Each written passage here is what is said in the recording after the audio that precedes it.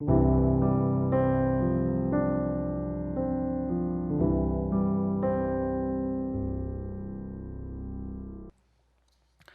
오늘도 하나님을 사랑하는 마음으로 수협에 함께 동참하시는 모든 성도님들을 주님의 이름으로 진심으로 환영하고 사랑합니다. 네, 안녕하십니까? 네, 오늘은 사무엘상 4절부터 시작해서 6장과 7장 첫 부분까지 걸쳐 있는 언약궤에 관련된 사건을 함께 나누어 보려고 합니다. 성경은 사무엘상 4장부터 7장 전반부까지 그 부제목으로도 언약궤에 관련된 제목들을 나열하고 있습니다. 그렇게 하나님께서는 이 언약궤의 이동을 통해서 우리에게 말씀하시고자 하는 것이 있을 줄로 압니다. 오늘 말씀 가운데 피차 깨닫게 되는 은혜가 있으시기를 주님의 이름으로 축원드립니다. 언약궤는 특별한 법궤입니다. 네, 이 언약궤 안에는 십계명과 아론의 쌍난 지팡이 그리고 만나 항아리가 들어 있습니다. 그리고 이 궤는 지성소 안에 보관을 해야죠. 지난번에도 한번 설명을 드렸듯이 성소는 크게 두 파트로 나누어지게 됩니다. 지성소와 그 앞에 있는 성소, 그리고 이거를 다 합쳐서 성소라고 합니다. 이렇게 지성소 앞에 있는 성소는 평시에 그 안에 떡과 불을 관리해야 했기 때문에 제사장들과 레위인들이 들락날락했습니다. 그래서 사무엘도 레위인으로서 불을 관리하는 역할을 담당하였다라고 말씀드렸습니다. 하지만 지성소는 성소와 구분되는 한 15cm 정도의 두께가 되는 휘장이 성소와 지성소를 막고 있었고요. 그리고 1년에 단 한 번 대제사장만 들어갈 수 있는 공간이었습니다. 이렇게 평소에 지성소는 들어갈 수도 안을 들여다볼 수도 없는 공간이었죠. 물론 광야에서 이동을 할 때 언약궤가 진영의 맨 앞으로 가서 이동을 하였기 때문에 본 사람도 있을 겁니다. 그러나 가나안에 들어와 이제 실로의 성막이 세워진 후에는 광야 때와 같이 이동하는 것이 없었죠. 그리고 이후 성전을 완성한 후에도 1년에 단 한 번만 대제사장 외에는 본 사람이 없습니다. 그래서 사실 이 언약궤를 제대로 본 사람은 없다라고 해요. 지금까지도 우리는 언약궤가 어떻게 생겼는지 정확하게 알지는 못합니다. 그러나 성경에 기록된 것을 종합해서 볼 때 언약궤는 또한 다시 두 가지로 나눠지게 되죠. 밑에는 언약궤라는 그 상자가 있고요. 그 위에는 덮개를 덮어서 이 두 개를 합쳐서 언약궤라고 합니다. 이렇게 언약궤 안에는 십계명과 아론의 쌍난 지팡이, 만나 항아리가 들어있고 그것을 덮는 그 덮개에는 두 그룹 천사가 마주보며 날개를 이렇게 펴고 있죠. 그래서 날개가 닿는 곳 그리고 그 공간을 바로 시은소라고 합니다. 하나님이 계시는 곳, 은혜의 보좌라는 뜻이죠. 언약궤의 크기는 가로 1.35m 그리고 세로가 67cm, 높이 67cm 정도라서 그렇게 큰 사이즈는 아닙니다. 그래서 사실 이 언약궤를 6명이 들었다는 것을 볼 때는 조금 작은 사이즈일 수도 있습니다. 모르는 사람들이 보면 그냥 작은 궤짝, 그냥 언약궤, 이 언약궤를 둘러싸고 많은 일들이 일어나게 됩니다. 여러분, 언약궤는 또한 하나님의 임재를 상징합니다. 방금 말씀드렸던 것과 같이 시은소라고 불리는 언약궤 위판에는 두 그룹의 날개가 맞닿아 있습니다. 그리고 그 사이를 하나님이 거하시는 장소라고 보았죠. 그래서 언약궤가 있는 지성소는 성소보다 더 거룩하게 하였습니다. 이런 엄격한 법은 하나님께서 함께 하신다라는 상징이었죠. 그리고 실제로 이스라엘 백성들이 출애굽 이후에 광야를 지나는 동안에는 언제나 언약궤를 행군의 제일 앞에 행진을 시키면서 항상 자신들의 백성들을 위해 일하시는 하나님에 대해서 보여주셨습니다. 그러다가 구름 기둥과 불 기둥이 멈춰서 한 곳에 텐트를 치게 되면 그 칠 때에도 이스라엘은 이 언약궤를 중심으로 해서 동서남북의 12지파가 나누어서 텐트를 쳤죠. 따라서 이 언약궤는 하나님께서 이스라엘과 함께 한다는 상징이었습니다. 그리고 언약궤는 하나님의 임재를 보여주는 것이었습니다. 그러나 이 언약궤가 하나님의 임재를 상징하는 것은 맞긴 하지만 이것 자체가 하나님의 임재는 아닙니다. 하나님께서는 거기에만 계셨던 것이 아니에요. 다만 거기에서 우리와 만나 주겠다 하셨던 그 표현과 약속이었던 거죠. 그런데 이스라엘 백성들이 하나님과 멀어지기 시작할 때 이 상징을 그 자체와 혼동하기 시작하는 겁니다. 이런 모습은 우리의 신앙에서도 쉽게 볼 수 있는 겁니다. 그래서 때론 우리는 정말 중요한 본질적인 것은 놓쳐버리고 형태만 중요시하는 경우를 많이 보게 되죠. 매주일 하나님 말씀인 성경을 들고 교회를 옵니다. 그런데 이 성경을 예배 시간에 펴지는 않아요. 그냥 놓기만 합니다. 읽어보는 일은 없습니다. 성경을 애지중지하며 가장 잘 보이는 곳 올려놓고 매일 먼지를 닦고 관리합니다. 그런데 한 번도 그 안의 내용을 궁금해한 적은 없는 겁니다. 기도라는 것은 굉장히 중요한 종교적, 신앙적, 경건의 행위이죠. 하지만 이 기도라는 것 자체가 경건을 의미하지는 않습니다. 그러니까 우리가 정말 하나님의 은혜 가운데 있어서 하나님과 일치하고 있을 때에는 그 기도하는 시간에 우리는 하나님을 경험하기에 기도가 하나님의 임재라 할 수 있습니다. 그러나 하나님과 멀어진 상태에서 하는 우리의 기도는 기도 따로이고 하나님의 임재는 따로인 겁니다. 매일 수도 없이 기도합니다. 경건의 모습을 갖추고 있어요. 그러나 경건의 능력은 빠져 있는 경우가 있다라는 거죠. 이것은 기도의 내용의 문제일 수도 있겠지만 기도를 하려는 우리의 의도가, 그 마음이 무엇인지를 우리는 살펴야 한다는 겁니다. 그런데 우리는 이 경건의 모습을 갖추고 있다는 이 사실만으로 내가 안전하다 생각하며 안심하는 경우가 종종 있다라는 겁니다. 이번 사업 정말 잘 되게 해주십시오. 기도했으니 이제 되겠지. 안 되면 하나님 탓, 잘 되면 내가 기도한 덕분이다. 우리가 하는 찬양과 예배는 모두 하나님을 높이는 것이 가장 첫 번째고 중요한 목적입니다. 그래서 그 가운데 내려주시는 은혜로 인해서 하나님을 경험하는 시간이라면 하나님과 일체했다라고 볼 수 있죠. 하지만 예배가 곧 하나님을 경험하는 것이 아닌 종교적인 행위로 껍데기에 불과하게 되는 경우도 있다라는 거죠. 내 감정에 감동이 되지 않네, 저 찬양은. 내가 듣기에 거북스러워, 좋지 않네, 저 설교 말씀은. 그렇게 내가 주인이 되어서 예배를 판단하기 시작하는 거죠. 누가 예배의 주인입니까? 그렇게 오늘이 마지막일 수 있는 이 귀한 시간에 우리는 좋은 그릇의 내용과 본질적인 것을 잘 담아서 놓치지 말아야 하겠습니다. 하지만 때론 본질적인 것은 빠져나가고 껍데기만 남아있는데 그 껍데기만 남아있다는 것을 인식하지 못한 채 그 껍데기를 붙들고 그것이 경건인 것처럼 생각하는 경우가 있다라는 거예요. 교회는 하나님이 머무시는 곳이라고 합니다. 하나님의 백성이 모여 하나님의 임재를 경험하는 곳이에요. 그러나 교회의 다양한 조직과 형태를 가지고 있다 하여도 그 교회가 참된 교회가 되지 못할 때도 있다라는 겁니다. 바로 이러한 현상을 오늘 본문은 아주 실감나게 보여주고 있는 겁니다. 사무엘이 선지자로 사역을 시작하고 얼마 지나지 않았을 때의 일입니다. 많은 사람들이 사무엘의 말을 듣기는 했지만 아직까지는 사무엘의 영향력이 공식적이진 못해서 엘리가 살아있기 때문에 이스라엘 전체에는 퍼지지 않았던 겁니다. 그러나 이번 사건으로 인해서 사무엘이 이스라엘 선지자로 부상하게 되는 결정적인 사건이 되는 거죠. 이렇게 먼저 사무엘상 4장을 보시면 사건의 배경이 나오게 됩니다.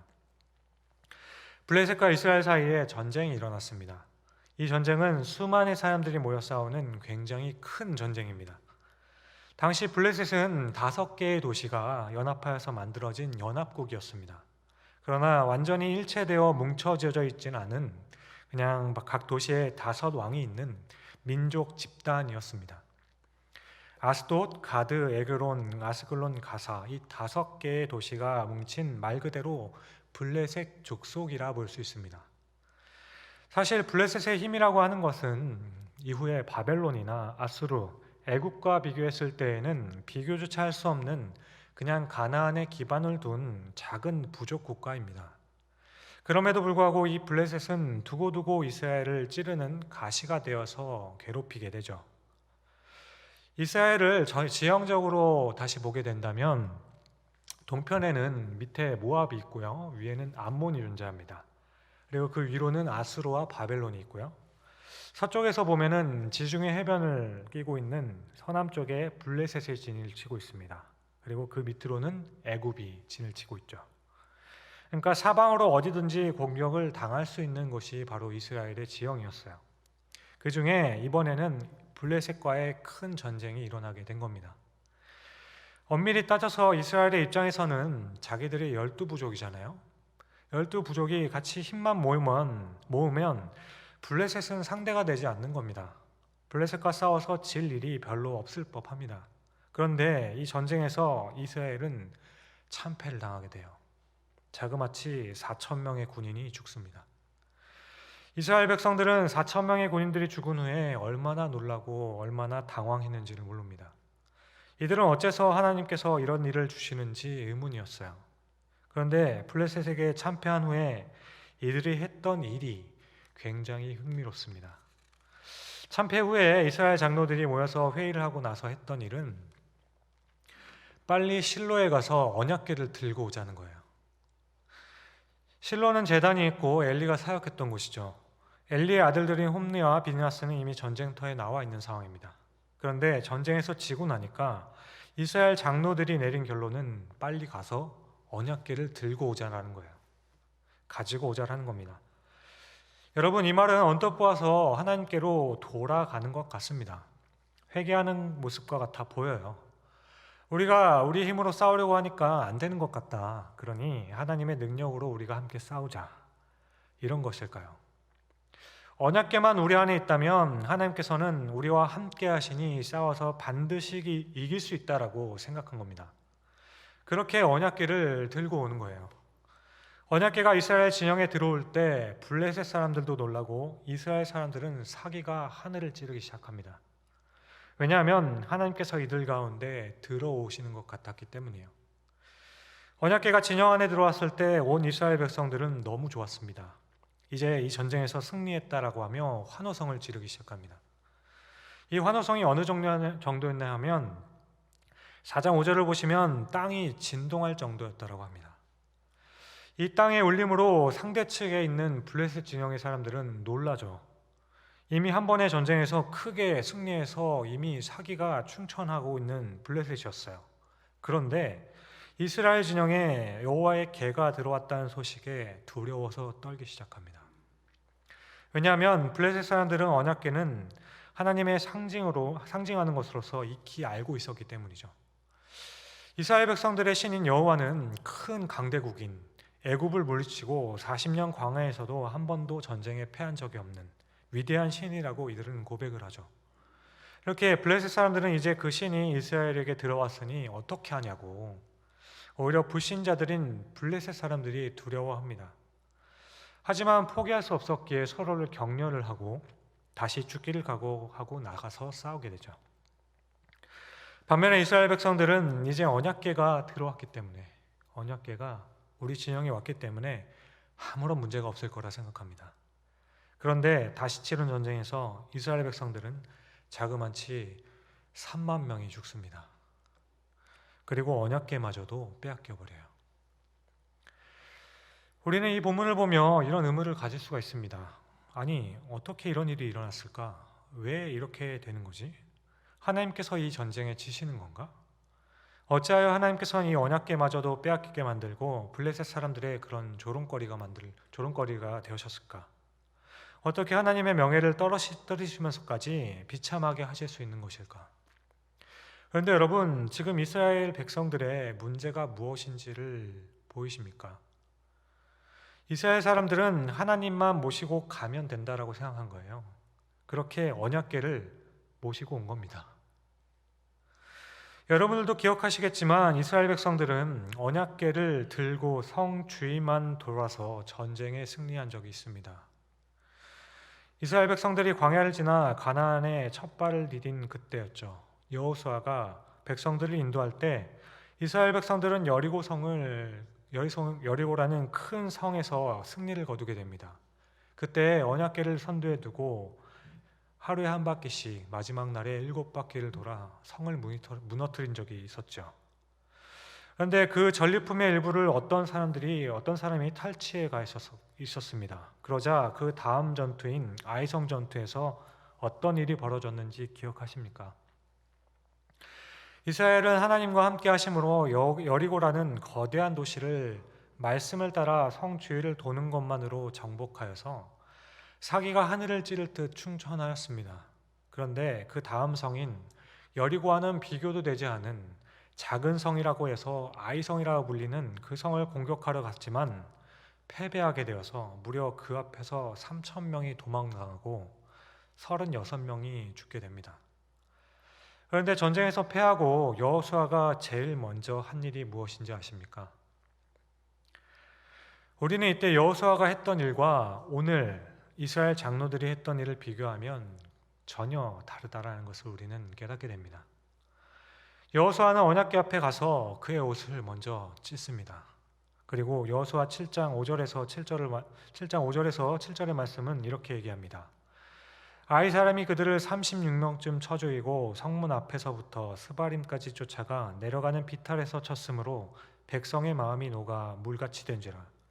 여호수아가 옷을 찢고 이스라엘 장로들과 함께 여호와의 궤 앞에서 땅에 엎드려 머리에 티끌을 뒤집어 쓰고 저물도록 있다가 이르되 슬프도소이다 주 여호와여 어찌하여 이 백성을 인도하여 요단을 건너게 하시고 우리를 아모리 사람의 손에 넘겨 멸망시키려 하셨나이까.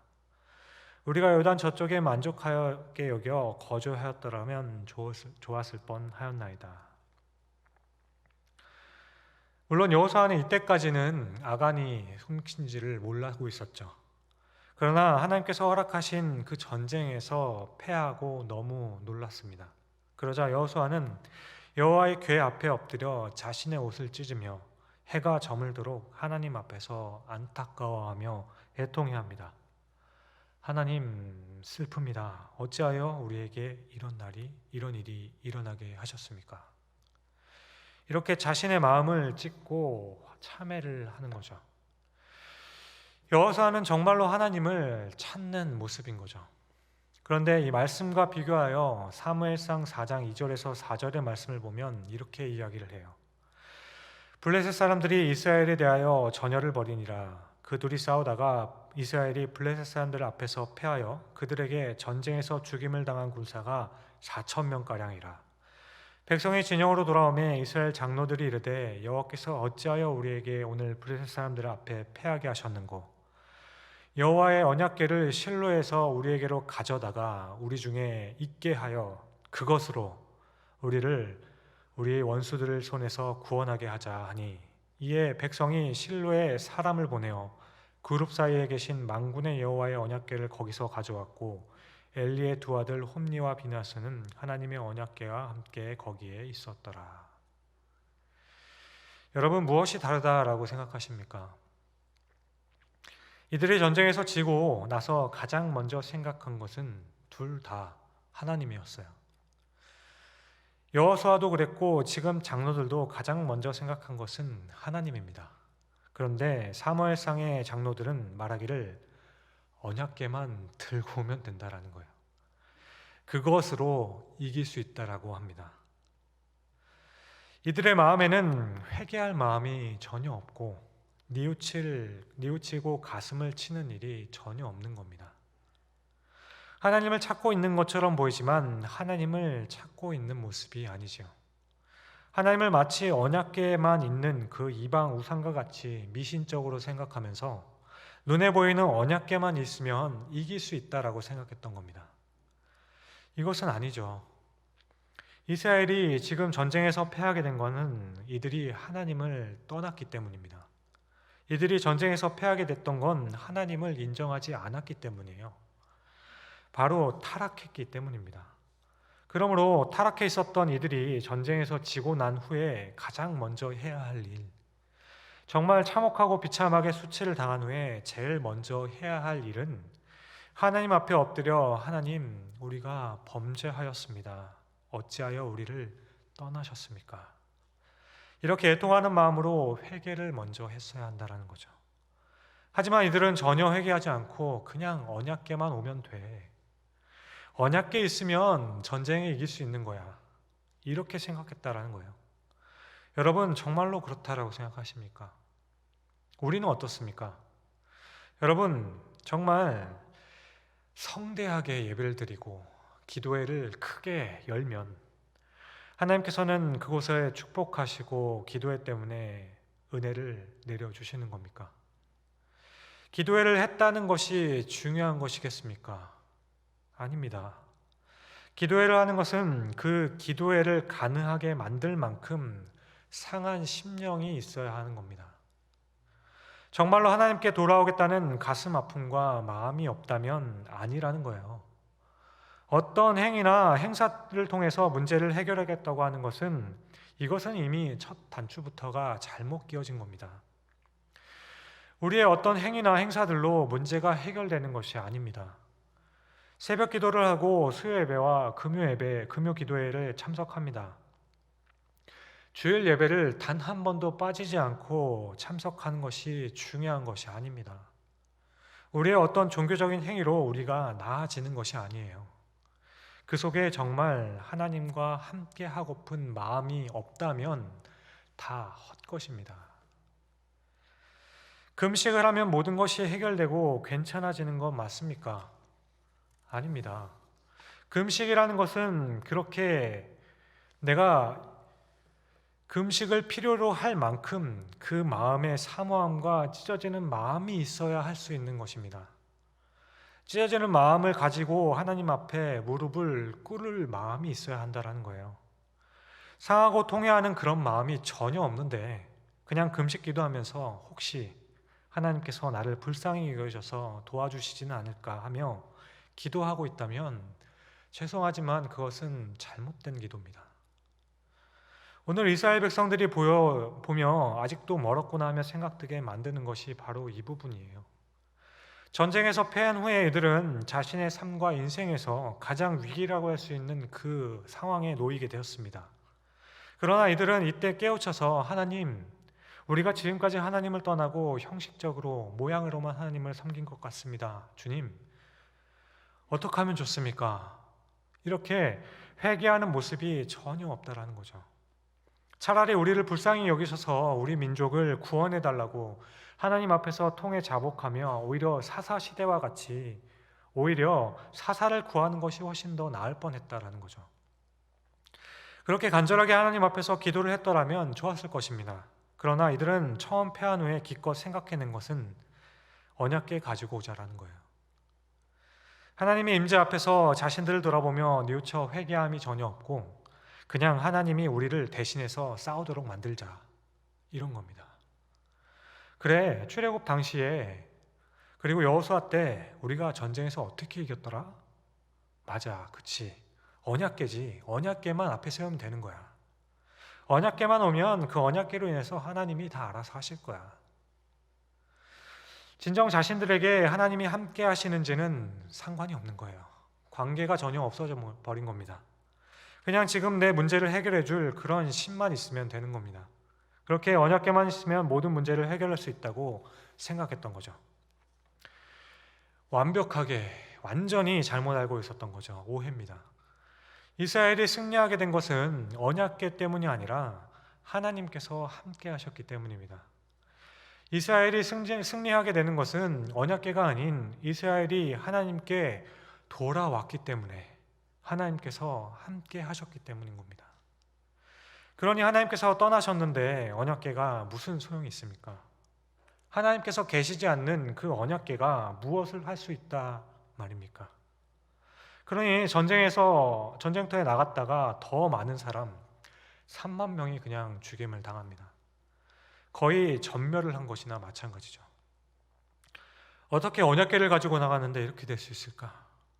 하나님께서 그 언약궤 가운데서 떠났기 때문이죠. 하나님께서 그 가운데 함께 계시지 않았기 때문입니다. 여러분, 우리는 어떻습니까? 경건의 능력은 살아있는 지 오래인데 경건의 모양을 붙들기 위해서 노력하고 계시지는 않으십니까?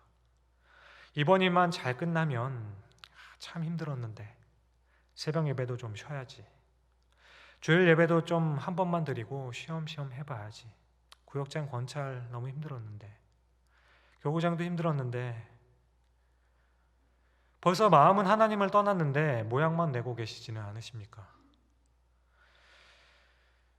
결국 언약궤를 블레셋 사람들에게 탈취해서, 블레셋 사람들이 탈취해서 자기들의 마을로 끌고 갑니다. 첫 번째 도시인 아스도를 가지고 들어가죠. 여러분, 처음 이스라엘 진영에 언약궤가 들어왔을 때 땅이 진동하고 블레셋은 두려움에 떨었었습니다. 왜냐하면 언약궤는 이스라엘의 신을 상징했었기 때문이죠. 여호와께서 어떤 일을 했는지 블레셋은 들었기 때문입니다.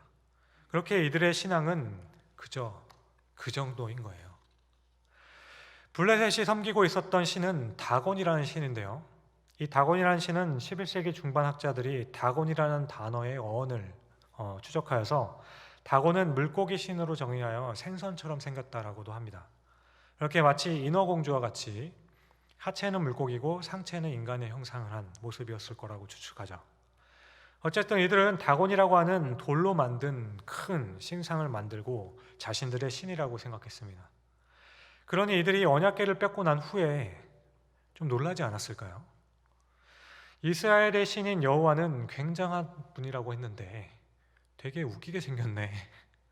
손도 발도 없고 그냥 상장만 하네.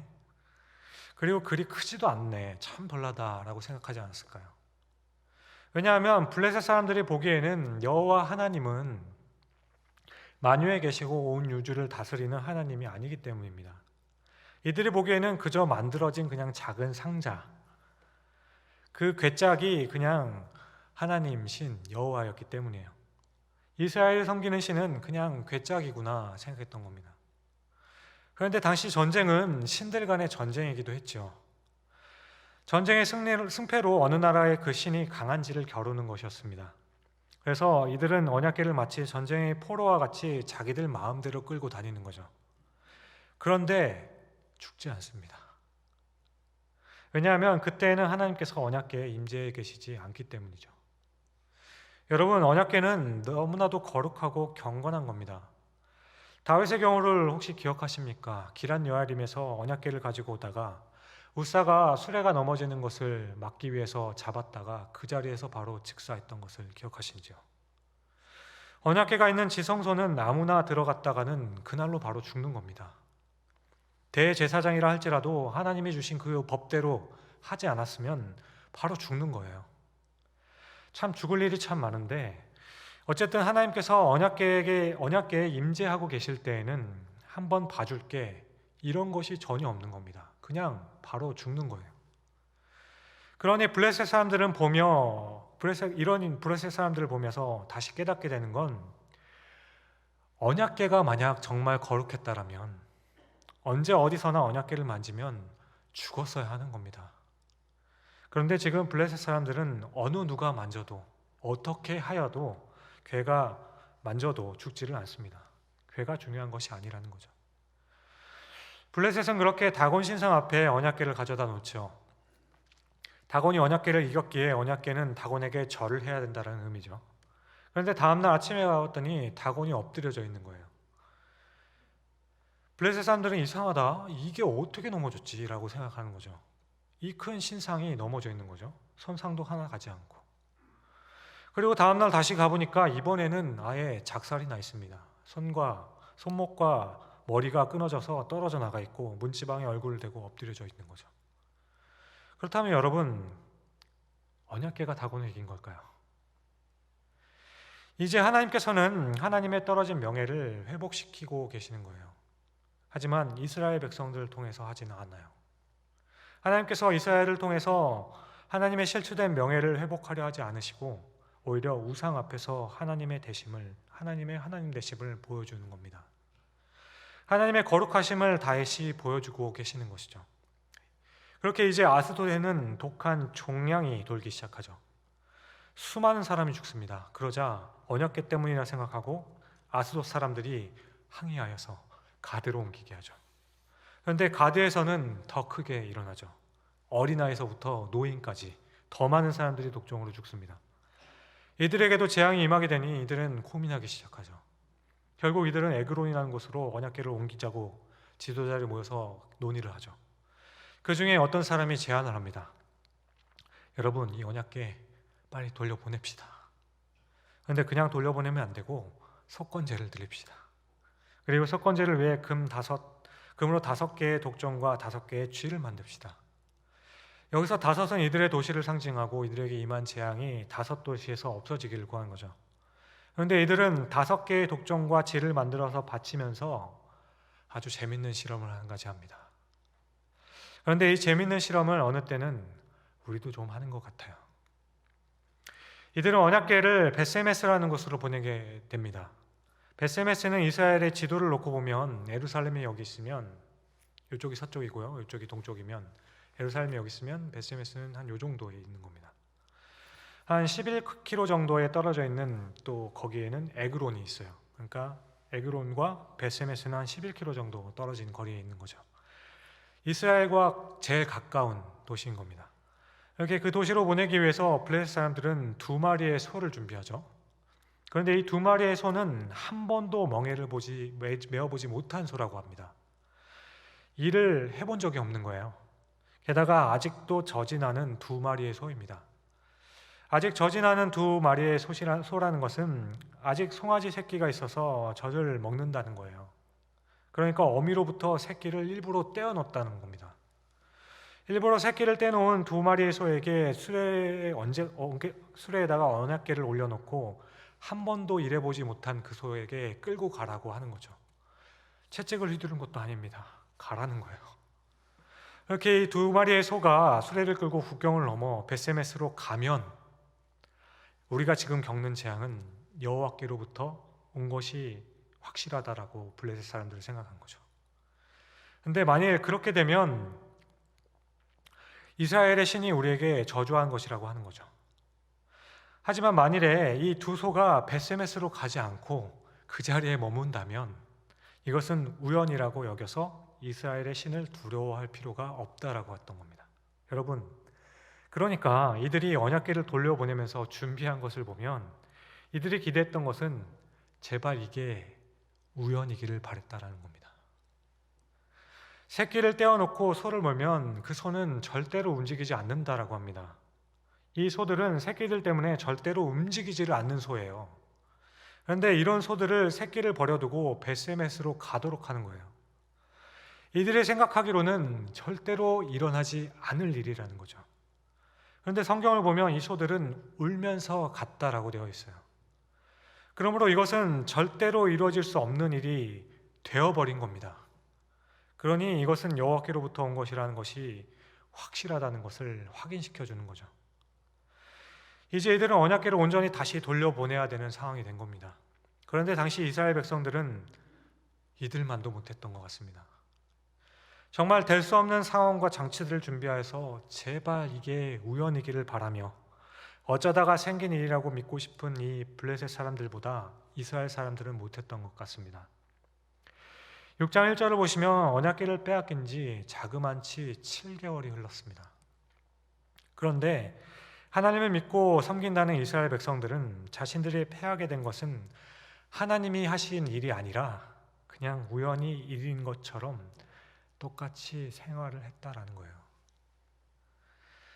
어쩌다가 그렇게 된 것인지 언약궤를 빼앗긴 것은 우리가 실수로 그냥 그렇게 된 거겠지, 이렇게 생각하고 평소와 같이 살았던 겁니다.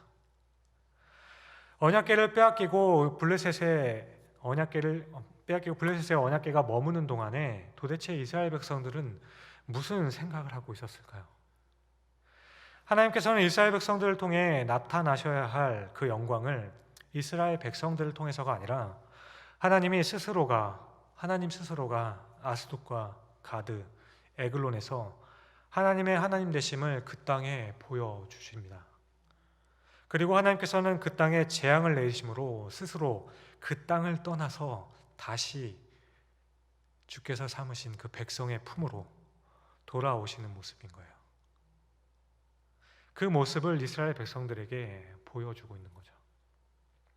그러므로 이스라엘 백성들에게 있어서 치명적인 문제는 이런 하나님께서 역사하시는 모습을 보면서도 여전히 아무런 반응이 없다라는 겁니다. 이스라엘 백성들에게는 통회하고 자복하는 마음이 없다라는 거예요. 하나님께서는 이스라엘의 삶의 현장에서 그렇게 부르시고 만져주시며 책망하시고 또한 간섭하심으로 이끌어 가려고 하시는데 이스라엘은 여전히 아무런 요동을 하지 않는 겁니다. 그냥 우연히 온 거겠지. 어쩌다가 보니까 그렇게 된 거겠지. 이렇게 생각하는 거예요. 따라서 이들이 전쟁에 패했을 때에도 자신들을 합리화하며 종교적인 행위인 언약궤만 가지고 오면 된다는 그 문제가 해결된다라고 생각했던 건 당연했다라는 거죠. 사랑하는 성도 여러분, 하나님께서는 우리가 다시 주님 앞으로 돌아올 수 있도록 우리들의 삶 가운데 하나님께서는 얼마나 치밀하게, 때로는 얼마나 직접적으로 우리에게 간섭하시고 또한 음성을 들려주시는지를 모릅니다. 그런데 내 주변에 일어나는 일들을 보면서 그냥 그렇게 되는 거겠지 혹시 생각하지는 않으십니까? 어쩌다 그렇게 된 거겠지. 설마 그렇게 됐겠어? 하나님께서 날 사랑하시는데 설마 그렇게 하시겠어? 그렇게 우리는 하나님께서 정말 살아계시다면 그 하나님으로부터 나를 보호하기 위한 최선의 길로서 종교적인 형태와 모양만을 유지하고 있는 거예요. 하나님이 떠난 언약궤를 우리는 붙들면서 그것으로 만족하고 있는 모습인 겁니다. 여러분, 이거는 아닙니다. 우리가 언제나 하나님께 먼저 보여야 할 첫 번째 반응은 상한 심령과 가슴을 찢는 마음으로 우리가 주님을 떠났습니다. 우리가 주님을 멀리했습니다.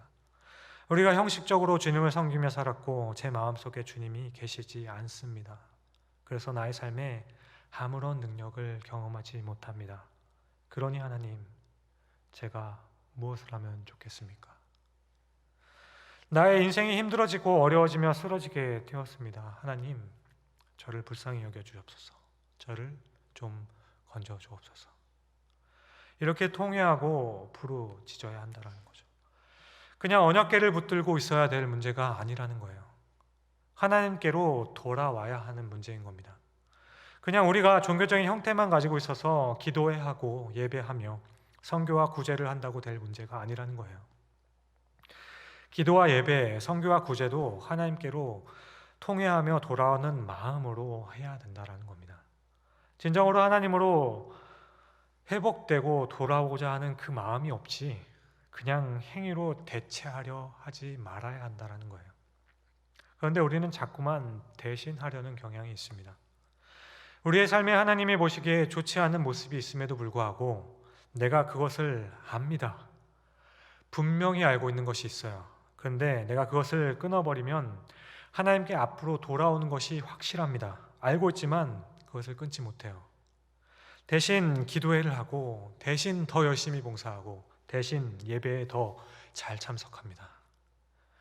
제가 대신 헌금할 테니까, 제가 선교 나갈 테니까, 예배에 절대로 빠지지 않고 반드시 나올 테니까, 그러니 저를 불쌍히 여기시고 이것만은 좀 봐주십시오.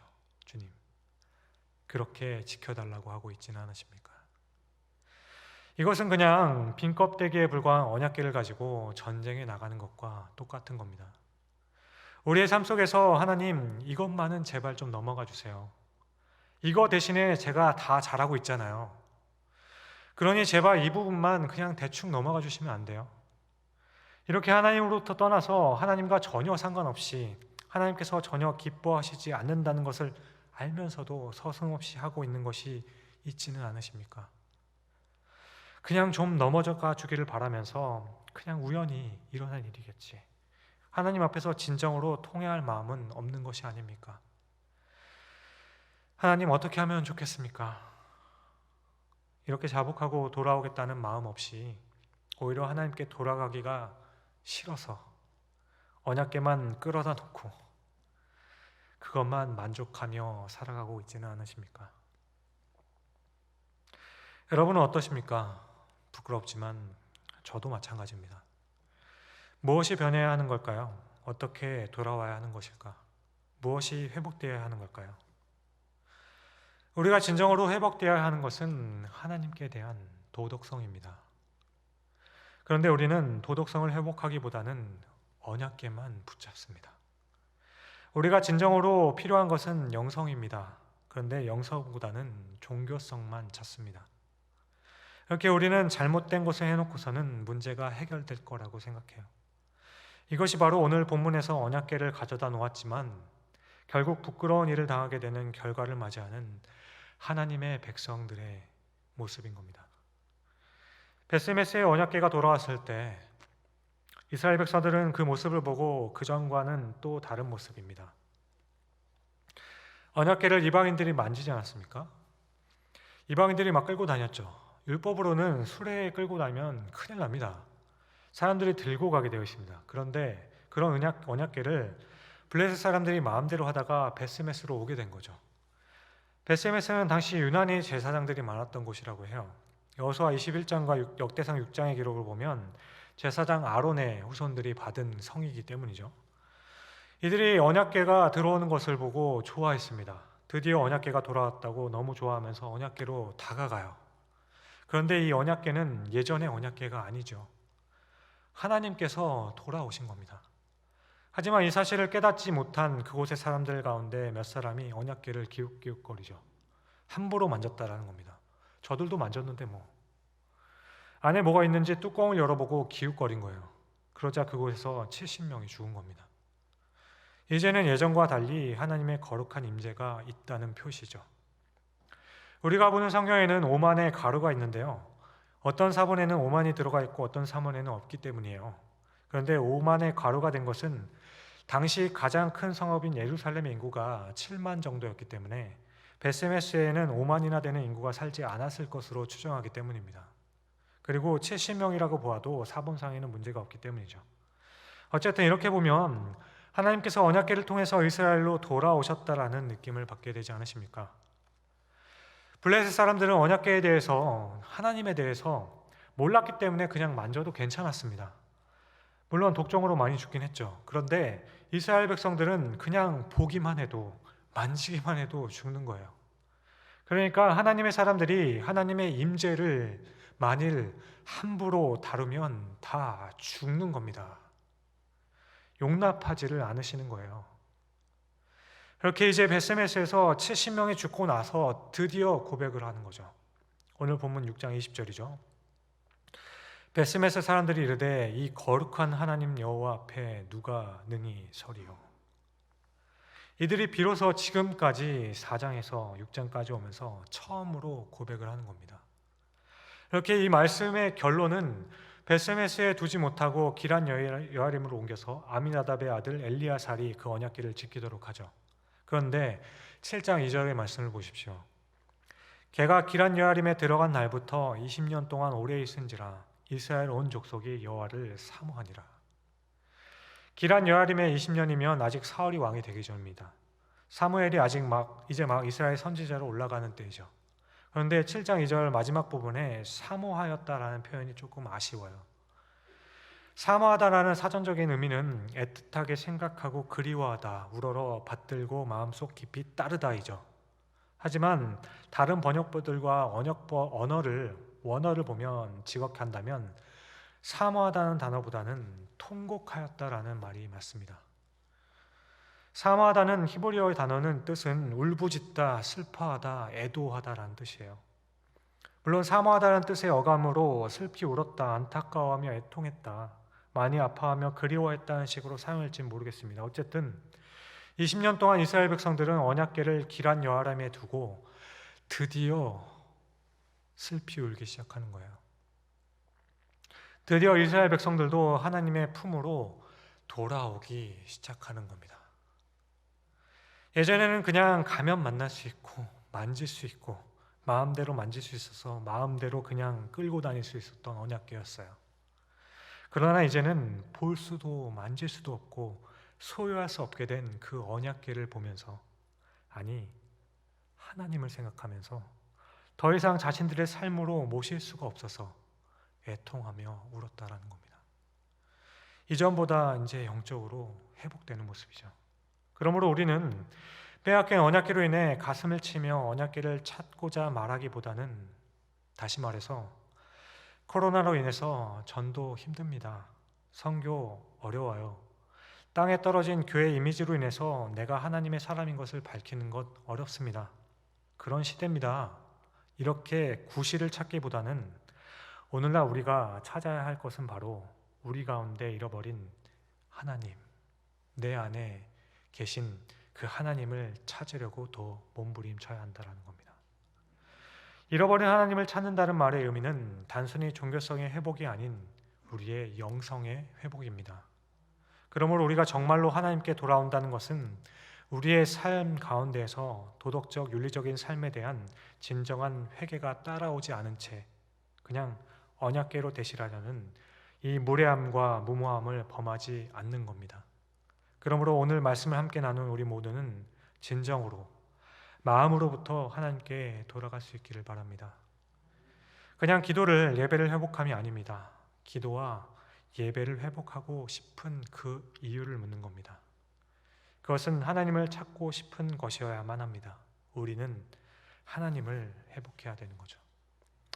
사랑하는 성도 여러분, 우리가 하나님께 다가가는 것에 무엇이 장애가 되고 있는지요? 무엇이 우리를 힘들게 만들고 계십니까? 한 주 하루도 빠지지 않고 예배합니다. 매일 찬양합니다. 그런데 내 안에 하나님은 없지 않으십니까? 하나님을 내 안에 모실 수가 없지는 않으십니까? 아니, 혹시 그 하나님을 아직 받아들이지 못하시지는 않으십니까? 아직 원치 않으시지는 않으십니까? 이런 모습은 마치 하나님 없는 언약궤를 찾고 있는 것과 마찬가지입니다. 그러므로 이번 한 주를 돌아보시면서 또 우리가 하는 종교적인 생활을 돌아보며 과연 나는 무엇으로 이 생활을 지속하고 있는지 돌아볼 수 있는 우리가 될 수 있기를 소망합니다. 이렇게 이제는 통곡하며 신령과 진정으로 하나님을 섬기기를 원하는 우리 모두가 될 수 있기를 바랍니다. 이렇게 마음과 뜻과 힘을 다해 하나님을 예배하며 우리의 삶에 하나님을 모실 수 있기를 주님의 이름으로 간절히 축원드립니다. 기도하겠습니다.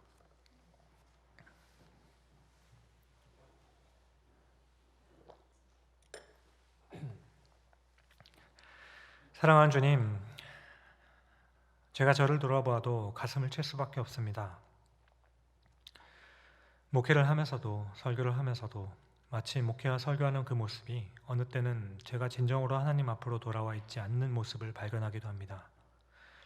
나의 어리석음과 미련함과 그리고 교만함과 욕망을 버리지 않는 그때에는 제가 목회하는 것, 기도하는 것, 설교하는 모습조차도 하나님이 떠나 언약궤를 붙들고 있는 것 같은 모습입니다. 돌아가야 할 텐데, 돌아와야 할 텐데, 이제 하나님을 붙들고 살아야 하는데 하나님 앞에서 무엇이 잘못된 것인지, 어디서 틀어진 것인지 알기 때문에 하나님을 더 붙잡아야 하지만, 그런데 지금 하는 것을 놓을 수가 없고 버릴 수가 없어서 그냥 내게 벌어지는 모든 일들이 하나님의 간섭이나 부르심이 아니라 그냥 우연이기를 소망하며 살았던 시간들이 있었음을 고백합니다. 사랑하는 주님, 이 시간 후로는 말씀을 깨닫기에 다시 돌아가기를 소원합니다. 하나님과 동행하기를 원합니다.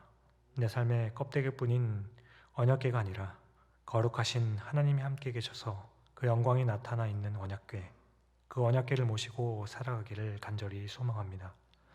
앞으로 우리 모두에게 그런 은혜의 시간이 있도록 주님께서 허락하여 주시옵소서. 감사합니다. 이 모든 말씀을 진정으로 하나님과 동행하며 살 수 있는 길을 허락하여 주신 귀하신 우리 구주 예수 그리스도의 이름으로 감사하며 기도드립니다. 아멘.